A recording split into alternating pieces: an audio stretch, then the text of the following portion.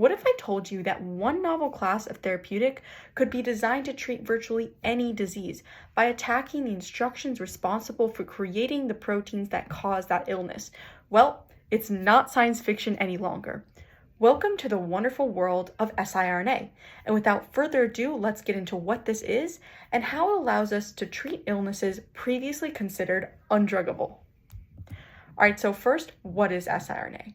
siRNA stands for small interfering ribonucleic acids, and these are short, double-stranded RNA molecules that can enable a naturally occurring process called RNA interference. This process allows you to modify gene expression without changing the genetic sequence itself. Fire and Mello won the Nobel Prize for their work in discovering this process in 2006.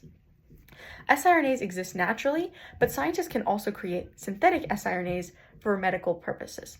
So how do they actually work? Well, it all has to do with the central dogma of biology, where DNA is transcribed into mRNA, which is then used as a template for creating a protein. What siRNAs do is they degrade a complementary mRNA strand that codes for a particular protein.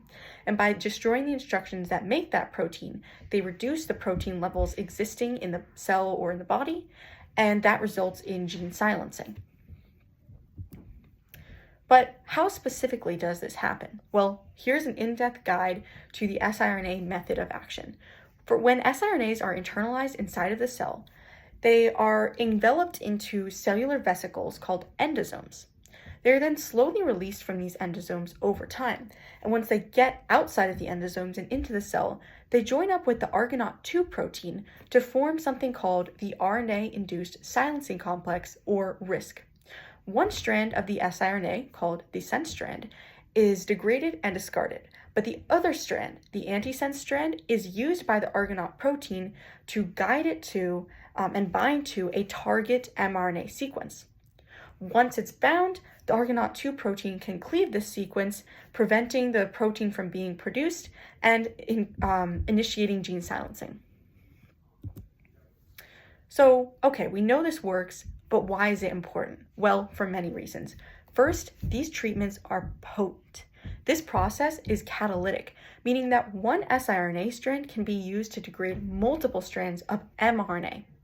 That means that small numbers of siRNA molecules per cell are needed to achieve the maximum possible response, which is very important when considering cost of treatment as well as where you're treating. For example, for ocular diseases, it's often not possible to inject a large volume of your therapeutic into the eye. So having a potent treatment where you don't have to inject as much physical volume is very important. Additionally, siRNAs are durable. Because of something called the endosomal depot, where siRNAs are slowly released from those cellular vesicles we mentioned before, endosomes, these therapeutics can last for several months just from one dose, which means it's a lot easier for patients to get treatment because they don't have to come in to get multiple injections as often. And finally, this is what we were discussing before. These treatments give us the potential to target diseases previously considered undruggable. Other precision medicine advancements focus on targeting druggable proteins, but there are only so many potential targets when you're targeting at this scale. Because of structural or functional characteristics, certain disease-causing proteins might just not be targetable when you're using that approach. However, every disease-causing protein has an associated mRNA strand. So by targeting on the mRNA level instead of the protein level, you open up an incredible number of targets for treating diseases that previously had no treatment options. And that is the true power of siRNA. So we know what's incredible about these therapies, but if they have such amazing applications, then why aren't they everywhere at this point? Well, it all has to do with certain treatment limitations that exist right now. So first, low cellular uptake. Because of their charge and size, siRNA molecules have a hard time internalizing inside cells. They need a delivery molecule for this purpose, and that is one of the major treatment hurdles at the moment. Additionally, off-target effects and toxicity, safety concerns, are a big issue. Even though siRNAs should technically be specific for only one mRNA sequence, it is possible for them to bind to another mRNA sequence that's specific enough, and that can cause unintended consequences. Additionally, siRNAs can stimulate the body's immune system, which may seem like a good thing, but it can also lead to toxicity and harmful responses for the patient. So designing molecules that can sneak past the body's immune system and also that are more specific so they don't cause off-target effects is a big research area at the moment. And finally, for our largest two current treatment hurdles, we have stability and delivery. siRNAs are easily degraded by enzymes called nucleases in the bloodstream, where they eat up the siRNA sequence before they can reach their target cells. This is a big issue and prevents treatments from being as effective. And finally, we have delivery, which is the largest treatment hurdle at the moment. Especially when you're talking about delivering therapeutics outside of the liver, there aren't that many established options that work very well right now. As I mentioned previously, you need a delivery molecule to get the siRNA to where it needs to go in the body. Getting it to the liver is doable. We have methods for that we will discuss later. Getting it elsewhere, we don't have as efficient methods. And that's the reason why all of the FDA-approved siRNA treatments at the moment are specifically for liver diseases, because it's just easier to get the therapeutic there with the tools we have at the moment. So let's talk about what we're going to do about this. How are we tackling these treatment hurdles so we can realize the full potential of siRNA? Well, first, we've got chemical modifications that help us tackle one of the bigger problems that we discussed earlier, stability. First, we've got modifications to the ribose sugar. So the actual RNA molecule is composed of a phosphate backbone, the bases, and a ribose sugar molecules. So one common chemical modification is when we switch up what's attached to the 2' carbon on the ribose sugar. The immune system can easily recognize this carbon and OH group that's hanging off of it, and once it does, it's much easier for the immune system to break that RNA down. It sees it as a viral attack and something to be destroyed. However, if we modify what's hanging off of that 2' carbon in some way, the immune system can't recognize it as easily, and it has an easier time sneaking past it to our target cells. So one common type of this modification is the 2' ME modification, where we're attaching a methyl group to that 2' carbon. There are many others, but that is one of the most popular at the moment. In addition to modifications to the ribose sugar, we also have chemical modifications to the phosphate backbone that many scientists are experimenting with right now, and also that are in use in FDA-approved siRNA therapies. So, as mentioned before, another critical component of any RNA molecule is the phosphate backbone. And this is also easily recognized by the immune system, and once that happens, it can be easily broken down.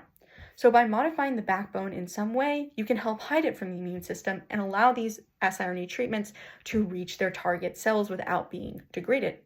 And one way you can do this is by swapping out one of the non-bridging oxygens on this phosphate backbone for something like a sulfur molecule or a fluorine molecule, sulfur atom or a fluorine atom. And that will help disguise it from the immune system. And finally, we've got something called PEG ligation, which is where a molecule called polyethylene glycol is attached to the siRNA as a kind of stealth coating, which decreases the ability of the immune system to recognize this molecule and then again degrade it. But what about that largest hurdle that we were talking about before, delivery? Well, there are a lot of methods in use for tackling this major hurdle. First, we've got nanoparticles, lipid nanoparticles being the most popular. These molecules surround many siRNAs and deliver them, hopefully, to their target cells. They have a large RNA cargo capacity, which is useful because you can get a lot of siRNAs to the right spot, and they are great for protecting the siRNAs from the outside environment, so that helps with stability as well as delivery. However, these nanoparticles tend to accumulate in the liver, so they're not great for targeting other tissues unless they've got some other system attached to them that helps them go to other cells. For example, attaching peptides to the nanoparticle itself to retarget it to other areas of the body. We'll get into peptides in more detail later. Additionally, we've got GalNAc siRNA conjugates, which is where GalNAc is stuck onto an siRNA molecule. So GalNAc binds with a very high affinity to the ASGPR receptor expressed on liver cells, and it enables highly effective RNA transport to the liver. So many of the siRNA treatments that are approved for liver diseases by the FDA use a GalNAc siRNA conjugate. And finally, on this slide, we've got lipids, conjugating a lipid to an siRNA molecule. This has seen successful delivery to liver and kidney cells, but not as much for other tissues. Okay, so now let's talk about some of the options that are more specific and help with extrahepatic or outside of the liver targeting. So first, we've got peptides. These molecules are great for crossing the cell membrane, and they're good for targeting specific cells. They're also more effective at enabling endosomal escape and helping those RNA molecules get into the outside cell from the endosomes. They're chemically simple, and they have a lower cost than some other strategies like using antibodies. Speaking of antibodies, antibodies are one of the best strategies for precise cell targeting. They can be designed to recognize a specific receptor on a particular cell type and then hone in on that cell. And if they're attached to an siRNA, they'll drag the siRNA along with it, like a car, to get it to the location where it can aid in the treatment of a particular disease there.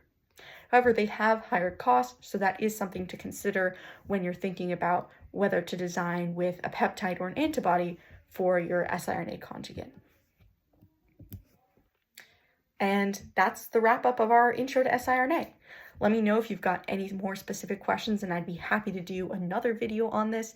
There's so much more to discuss with chemical modifications, tackling some of those other treatment hurdles, and even discussing far more in-depth delivery systems for siRNA. And I love every part of it. I think it's amazing, and I hope that you do too, because I know that this is going to be the next generation of precision medicine treatments, and I just am so excited to come along for the ride and see what's happening. That's all for now. Bye.